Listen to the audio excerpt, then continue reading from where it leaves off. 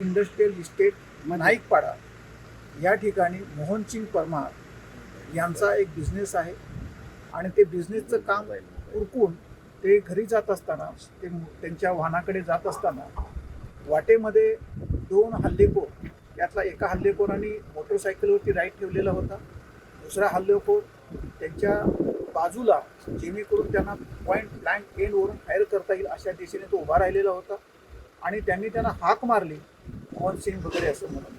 त्यामुळे त्यांनी कोण आहे कोण हाक मारतो जेव्हा त्यांनी बघितलं, लगेच तो जवळ गेला आणि जवळून त्याला फायर केलेली आहे.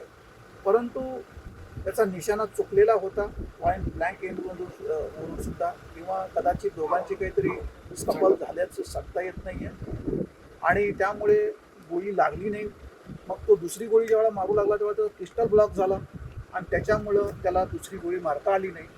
त्याने रागाच्या भरामध्ये पडलेल्या मोहनसिंग परमार यांच्या डोक्यावरती पिस्टलनी अटॅक केला आणि त्याच्यानंतर तो तिथून पळून गेला आणि जो बाजूला उभा राहिलेला जो मोटरसायकलवरती जो त्याचा दुसरा साथीदार होता तो मोटरसायकल बसून ते निघून गेलेले आहे.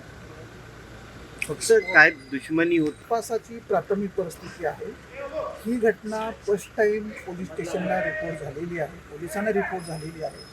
त्यामुळे तपासांती आम्हाला हे लक्षात येईल की त्यांची काही वैमनस्य आहे, बिझनेसमधलं वैमनस्य आहे का, कुठल्या त्यांच्या जवळच्या माणसाने हा हल्ला घडवून आणलेला आहे, हा तपासाचा भाग आहे.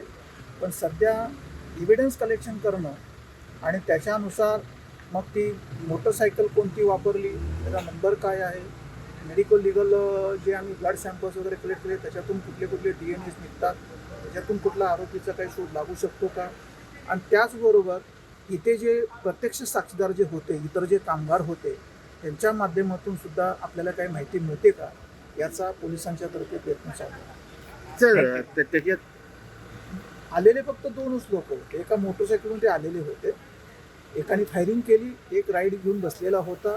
जशी फायरिंग संपली तसा ते त्या मोटरसायकलवरून पळून गेलेले आहे. त्याची तब्येत कशी आहे? स्थिर आहे, उपचार चालू आहेत आणि डॉक्टरांच्या म्हणण्यानुसार त्यांची परिस्थिती हळूहळू सुधारत आहे. काय CCTV कव्हरेज आम्हाला भेटलेलं आहे, तर त्याचंही विश्लेषण आम्ही करत आहोत.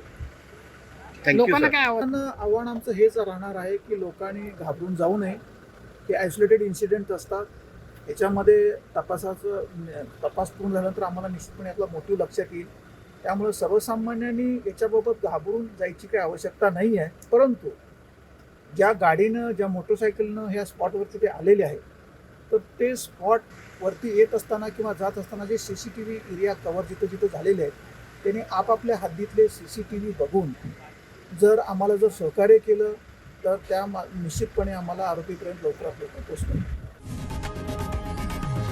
लोकशाही मराठी ऐका, पहा, जागरूक रहा.